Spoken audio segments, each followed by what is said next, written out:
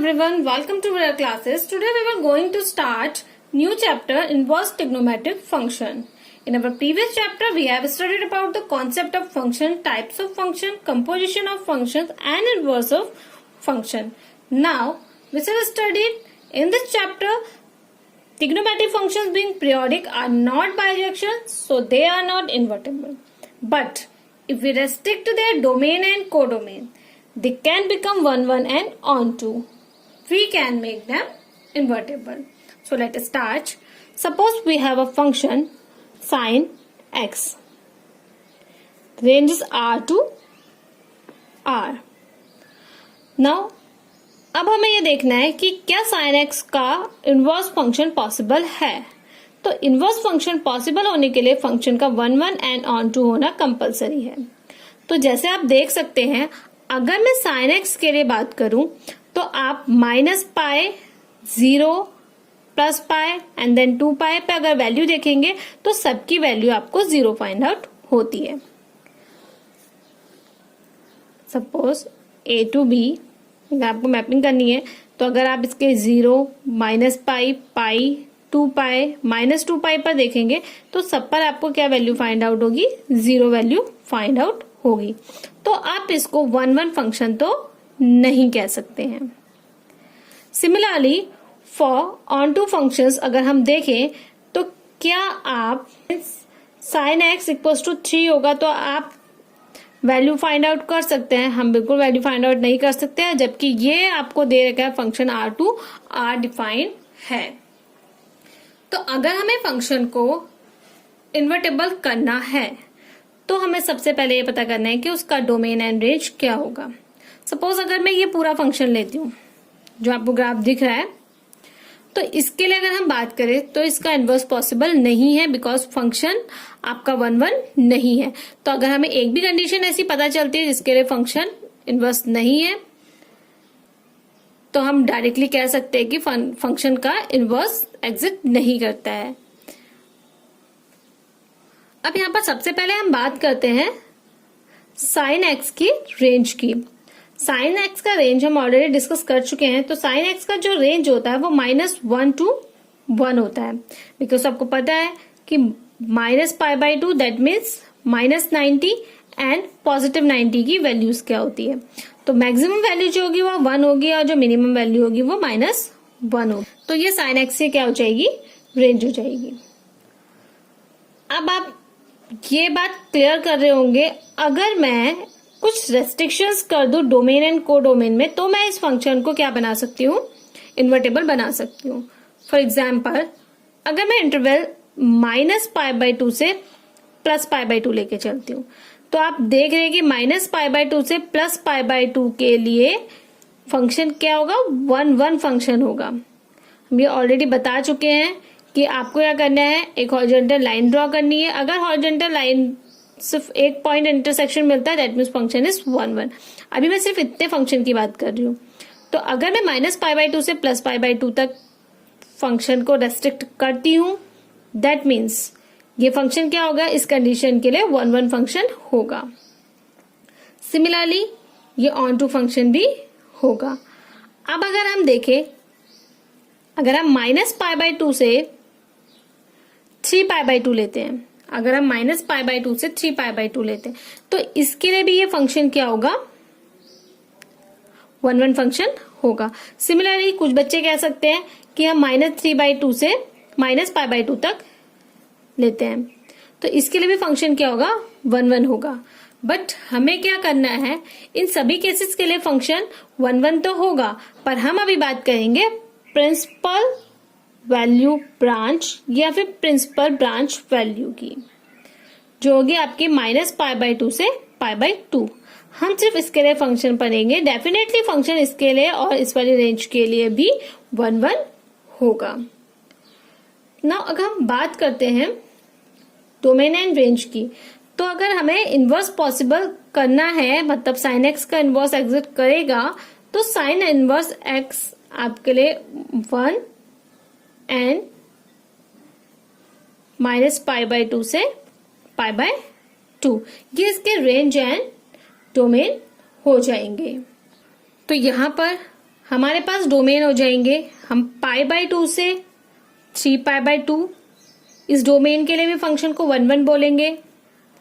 3π/2 से 5π/2, -3π/2 -π/2 और -5/2 and -3π/2 etcetera. ये सभी रेंज के लिए क्या होंगे, सभी डोमेन्स के लिए क्या होंगे, फंक्शन 1 1 होगा। इस सभी डोमेन के लिए फंक्शन 1 1 होगा। तो ये तो थी इनवर्स फंक्शन की बात। अब ओवरऑल बात ये आती है कि अगर हम डोमेन को रेस्ट्रिक्ट कर दे, मतलब बाउंडेड कर दे एंड रेंज को बाउंडेड कर दे, तो हम किसी भी ट्रिग्नोमेट्रिक फंक्शन का इनवर्स इजिली फाइंड आउट कर सकते हैं। अब अगर हम किसी फंक्शन का इनवर्स ड्रॉ करें, सपोज ये फंक्शन आपके पास है sin x और ये ग्राफ आपके पास है sin इनवर्स x का, बिकॉज आपको पता है कि जब हम किसी फंक्शन का इनवर्स निकालते हैं तो कोऑर्डिनेट चेंज हो जाता है, x कोऑर्डिनेट y कोऑर्डिनेट में चेंज हो जाएगा and y coordinate x coordinate में चेंज हो जाएगा, इसलिए आपके x एक्सिस से ग्राफ y एक्सिस में ड्रॉ हो जाते हैं।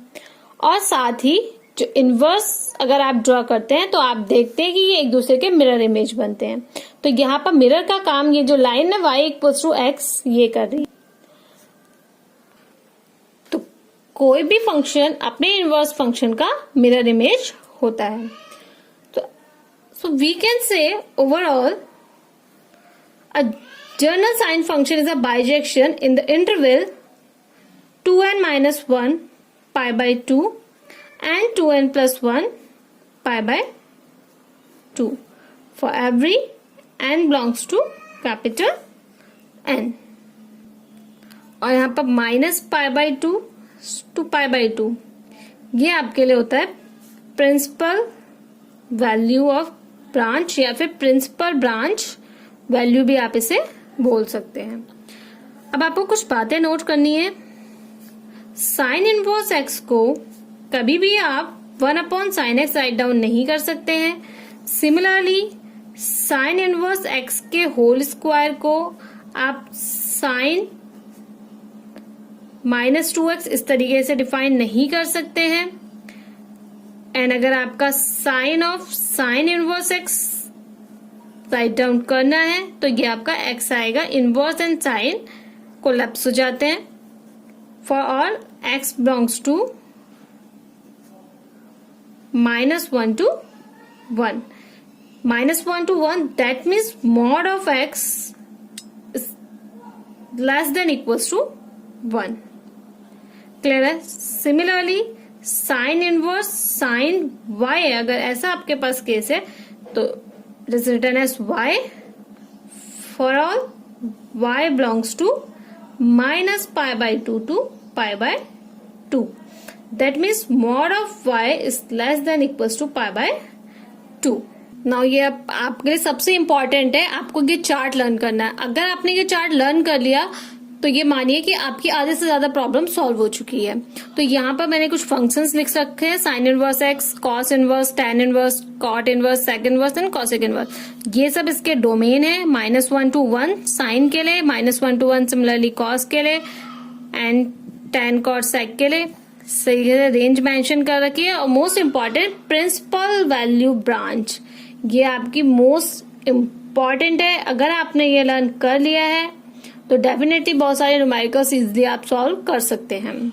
तो प्रिंसिपल ब्रांच वैल्यू साइन की होती है -π/2 to π/2, कॉस के लिए होगी 0 to π, टैन के लिए होगी -π/2 to π/2, कॉट इनवर्स के लिए 0 to π, बट हम 0 एंड पाई को इंक्लूड नहीं करेंगे। सिमिलरली सेक इनवर्स के लिए 0 to π यहाँ पर इंक्लूडेड है 0 and pi, and cosec inverse के लिए -π/2 to π/2। अब हम डायरेक्ट कुछ न्यूमेरिकल्स सॉल्व करेंगे। इसमें न्यूमेरिकल्स होगी find the principal value, principal value of sine inverse half. तो प्रिंसिपल वैल्यू फाइंड आउट करने के लिए आपको क्या करना है, फर्स्टली आप क्या करेंगे, जो भी आपको गिवन न्यूमेरिकल है उसको आप थीटा कंसीडर करेंगे। then taking sine both side,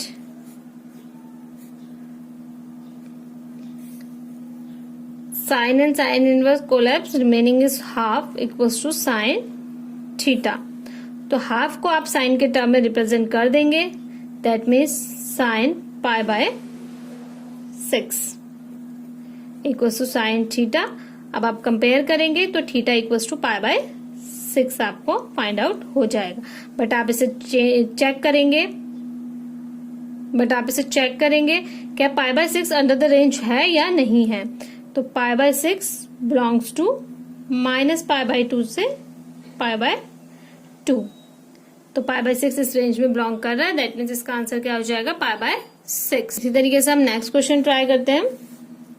sine inverse minus half. इसकी आपको प्रिंसिपल वैल्यू फाइंड आउट करनी है. तो फर्स्टली हम इसे क्या कंसिडर कर देंगे, थीटा कंसिडर कर देंगे. Then take sine both side, we gate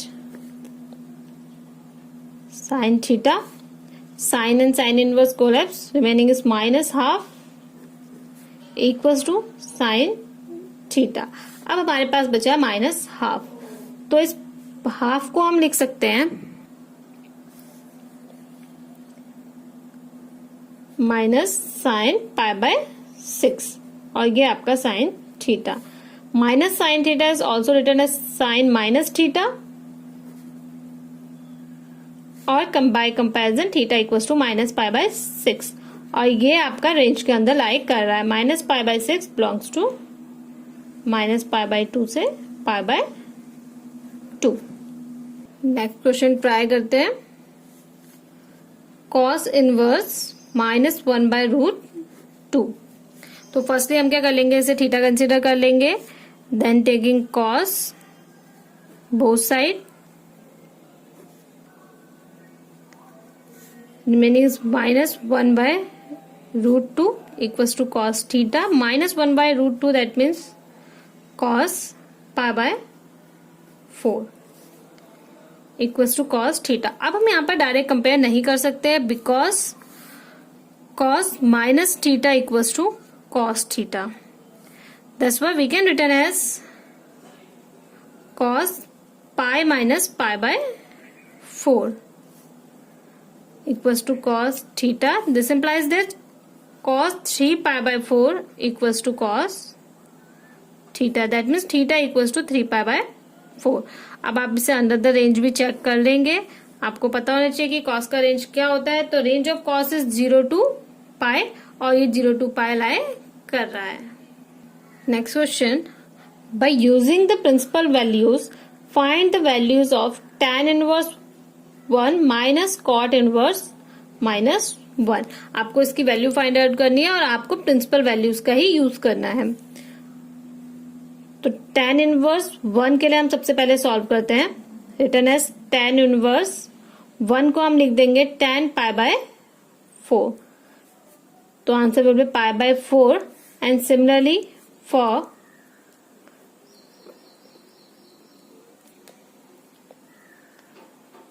cot inverse minus 1, that means cot inverse minus cot pi by 4. इस माइनस साइन को हटाने के लिए cot inverse cot pi minus pi by 4. तो answer will B 3 pi by 4. इसकी values को हम direct put कर देते. tan inverse 1 is return as pi by 4. cot inverse 1 is return as pi by 4. 3 pi by 4. तो answer will be minus pi by 2. तो इस तरीके से हम इन क्वेश्चंस को सॉल्व करते हैं. नेक्स्ट लेक्चर में हम ट्रिग्नोमेट्रिक फंक्शंस की प्रॉपर्टीज के बारे में बात करेंगे.